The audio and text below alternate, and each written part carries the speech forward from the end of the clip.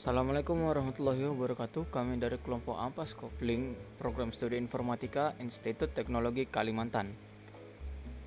Berikut adalah anggota kelompok kami. Yang pertama, saya sendiri Azan Swandi, kemudian Anggara Aziz Saputra, diikuti oleh Bani Arman Maulana dan juga Rizky Al-Rahman. Hari ini kami akan menjelaskan tentang ACL Standard. Tujuan dari modul praktikum ini yaitu setting ACL Standard. Yang perlu kita ketahui yaitu karakteristik dari ACL Standard secara umum, yaitu menentukan type traffic yang akan dikontrol, kemudian menentukan karakteristik traffic untuk kemudian bisa mengidentifikasi traffic dengan permit atau deny. Dapat mendeny traffic spesifik atau secara keseluruhan. Terdapat implicit deny ini pada akhir baris access list secara default. Masing-masing baris hanya untuk satu protokol spesifik. Masing-masing interface router maksimal hanya punya 2 access list untuk masing-masing protokol, satu incoming traffic dan satu lagi outgoing traffic. Kemudian ketika access list design untuk interface, tentukan apakah untuk incoming atau outgoing. Access list biasanya sifatnya global di router, tapi filter traffic hanya berlaku di interface yang didesain oleh access list. Masing-masing access list dapat didesain ke beberapa interface. Akan tetapi, tiap interface hanya boleh memiliki satu incoming dan satu outgoing. Access list dapat digunakan untuk nge-lock traffic yang match dengan access list statement. Access list yang di-apply ke inbound traffic dilakukan sebelum routing decision. Access list yang di-apply ke outbound traffic dilakukan secara routing decision. Ketika rule access list secara berurutan dengan statement paling rekursif berada di atas. Nah, berikut adalah tampilan topologi yang akan kami buat. Untuk lebih jelasnya akan dijelaskan oleh teman saya pada sesi tutorial. Topologi ini sendiri melanjutkan dari OSPF sebelumnya, yaitu lab 8. Jadi konfigurasi ACL ini yang pertama-tama kita lakukan setting rule ACL terlebih dahulu di mode global router. Kemudian langkah kedua, async rule ACL tersebut di interface. Langsung saja kita konfigurasi. Pertama kita if config terlebih dahulu. Nah, ini sudah di if config ya. Jadi dia masih IP-nya 1 dan juga kita tadi sudah ping. Nah, dan masih nyambung ya. Oke, langsung saja kita setting ACL standarnya di R2. Nah, ini sudah tadi kita saja 1.1 spasi 0.0. Oke. Baru loopbacknya yang loopback 1. Oke, sekarang kita akses list 1 permit n. Oke, sekarang ACL tersebut telah disetting di R2 sesuai urutan rule nomor 1-3. Mengapa menempatkan ACL-nya di R2? Agar rule tersebut berjalan normal saat dieksekusi, maka kita taruh di dekat router tujuan. Ingat konsep ACL standar, yaitu close to the destination router. Setelah kita men-setting rule ACL di R2, langkah selanjutnya yaitu menempatkan ACL tersebut di interface agar bekerja efektif. ACL ditempatkan di interface outgoing menuju network 192.168.2.0. Jadi sekarang kita apply ACL di interface FA0 per 0 R2. Nah, sekarang kita di sini kita masuk ke interface dulu. Interface FA0 per 0. Salah, FA-nya lupa. Oke. Sekarang kita IP access in group 1 out Oke, sekarang kita verifikasi, yaitu tampilkan akses list standar yang sudah dibuat di R2 dengan cara kita pertama exit terlebih dahulu. Oke, exit lagi, baru kita show access min list. Salah, ada tipe show. Nah, sudah ada ya, nih dia akses listnya ini seperti ini. Oke, coba kita testing dari laptop 1 ke laptop 2. Sekarang dia destination host workable. Nah, berarti ACL sudah berjalan sesuai dengan rule di atas, bahwa host 1.1 tidak boleh berkomunikasi dengan 2.0. Kemudian kita akan tes dengan IP selain 1.1. Jadi kita harus ganti terlebih dahulu IP laptop satunya. Nah, coba kita 1.3. Nah, oke. Sudah, kita langsung coba lagi ping.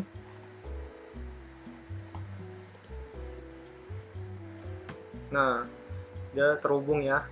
Berarti dengan ini, dengan IP yang 1.3 ternyata berhasil testing host yang berada di network 2.0. Dengan demikian rule ACL bars yang ini sudah berhasil memfilter 1.1 saat mengakses network 2.0.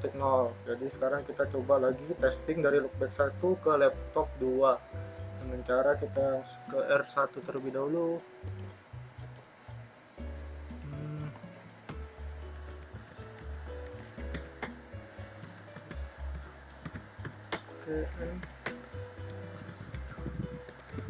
Oke, coba kita ping. Mantap, 168.2.1. Oke ya, ini loopback 1.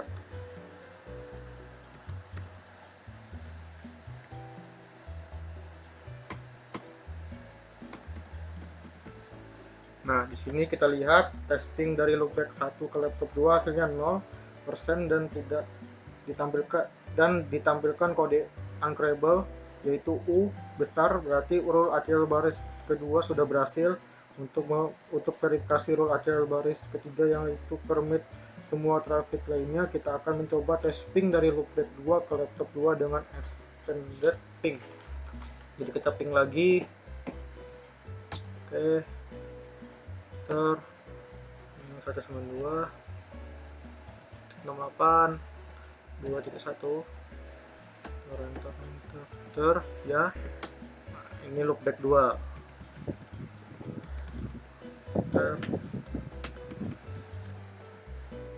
Nah, di situ kita bisa lihat dari hasil testing itu, dari loopback 2 ke laptop 2 memberikan success rate 100%. Berarti rule ACL bars ketiga tersebut sudah berhasil diimplementasikan. Nah, sekarang kita coba dari router 2, tampilkan interface access list.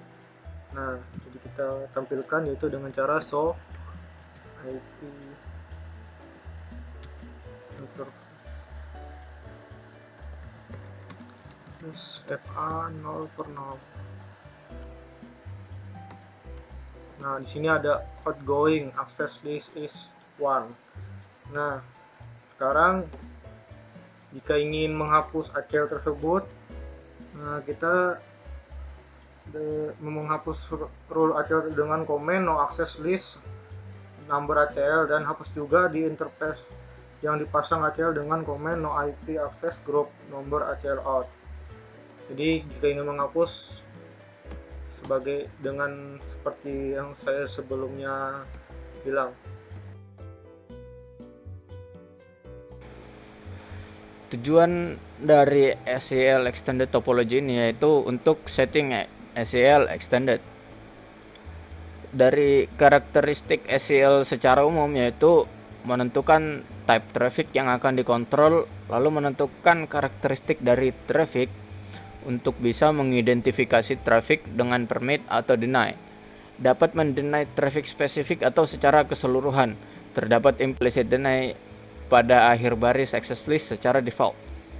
Masing-masing baris hanya untuk satu protokol spesifik. Masing-masing interface router maksimal hanya punya 2 access list untuk masing-masing protokol. Satu untuk incoming traffic dan satu lagi untuk outgoing traffic. Ketika access list desain untuk interface, kita dapat menentukan apakah untuk incoming atau untuk outgoing.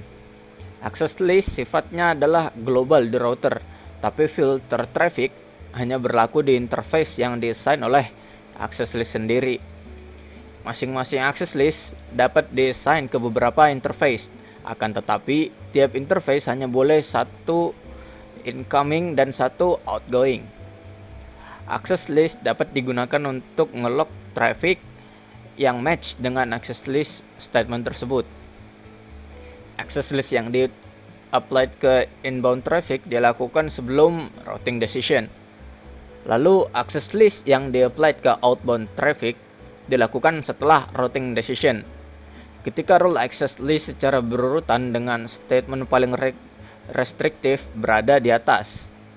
Nah, berikut ini adalah topologi yang akan kami gunakan untuk lebih jelasnya, dan juga untuk mendapat perbedaannya dapat dilihat pada sesi tutorial yang akan dijelaskan oleh teman saya. Yang pertama itu kita setting rule ACL terlebih dahulu di mode global router. Kemudian langkah kedua asing rule ACL tersebut di interface. Di sini kita menggunakan topologi seperti ini, yang mana ada 3 router, terdapat router sentral, lalu ada 2 switch dan juga 2 laptop, dan sebelah kiri ada web server. Oke, kita langsung aja. Di sini kita menggunakan skema routing OSPF. Jadi ini sudah routing. Lalu kita langsung saja konfigurasi. Yang pertama kita tampilkan if config terlebih dahulu di laptop 2 sebelum disetting ACL-nya. Oke. If config terlebih dahulu.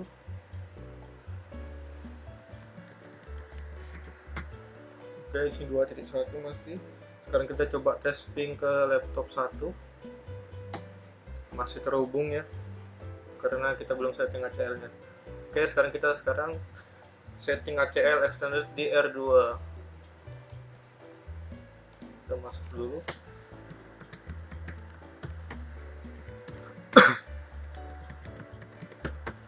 Oke, ke config. Sekarang akses list 100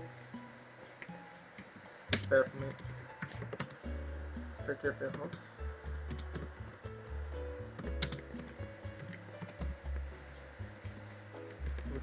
Itu hostnya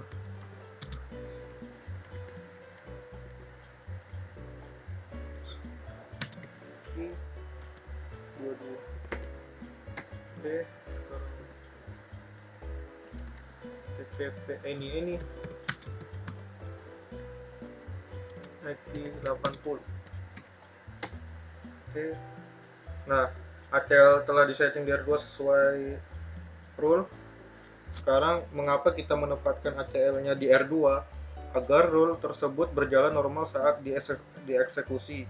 Maka kita taruh di dekat router source. Ingat konsep ACL extended, yaitu close to the source router.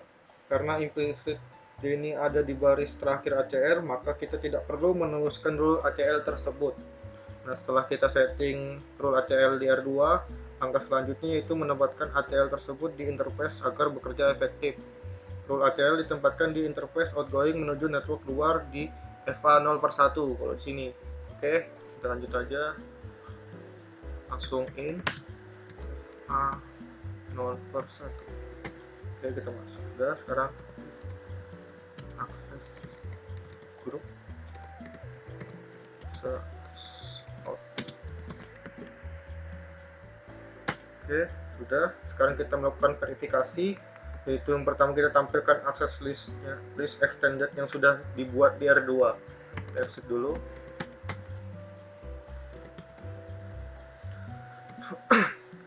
Dengan cara show access list. Nah, ya. Oke, sekarang coba kita tes ping dari laptop 2 ke laptop 1.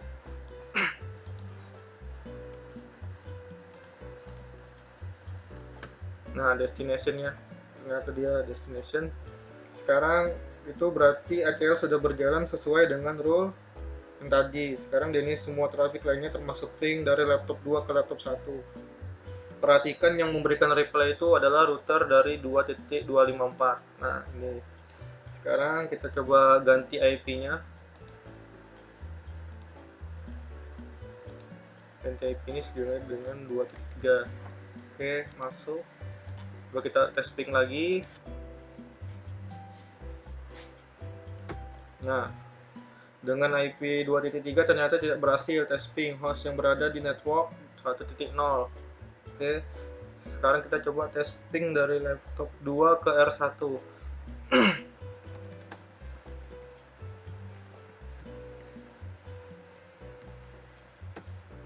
Ternyata juga gagal dari laptop 2 ke R1. Sekarang kita coba tes ping dari laptop 2 ke router sentral.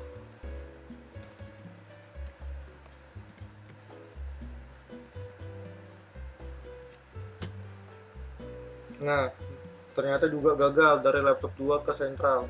Sekarang kita tampilkan interface access list extended DR2 dengan cara show IP interface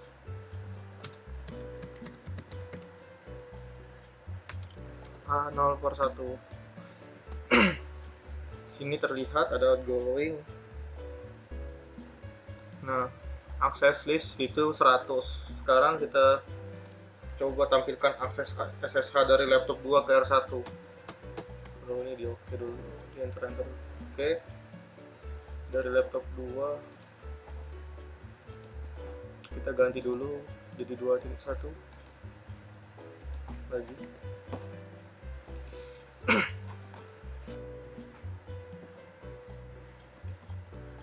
Di kontak dulu.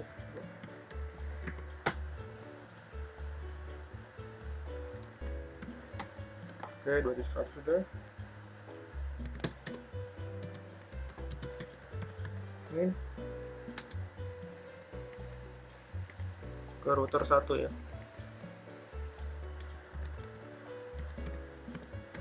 Oke, sudah masuk. Coba N.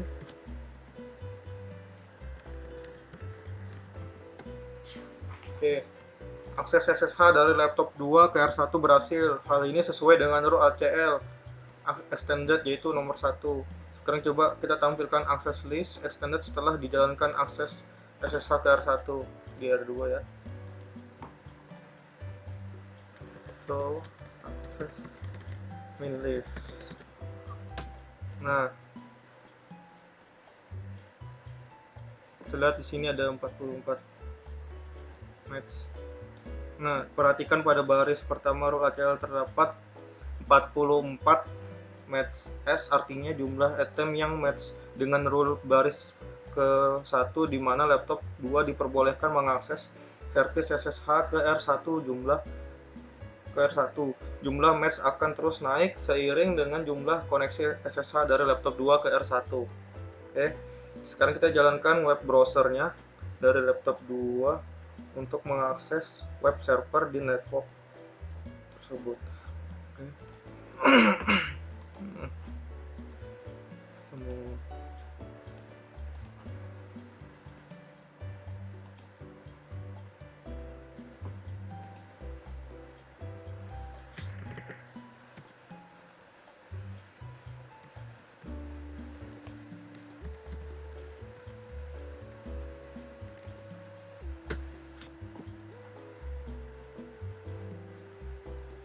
Nah, service HTTP web server berhasil diakses dari laptop 2. Coba ganti IP address dari laptop 2 selain 2.1, kemudian akses web server dan pastikan berhasil karena service HTTP memang diperbolehkan diakses dari network terdua mana saja.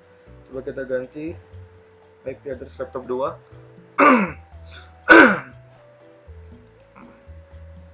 Kita ganti lagi. Oke.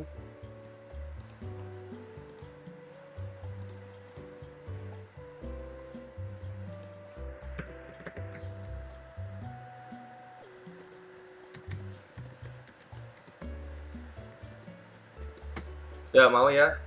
Jadi sekarang berhasil. Coba segera tampilkan access list extended setelah mengakses web server tadi.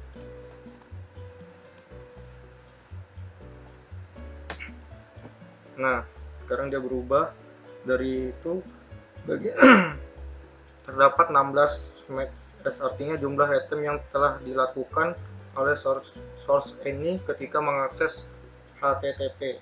Nah, dari informasi output show access list dapat disimpulkan bahwa ACL yang telah kita sudah buat berhasil melewatkan traffic SSH maupun HTTP.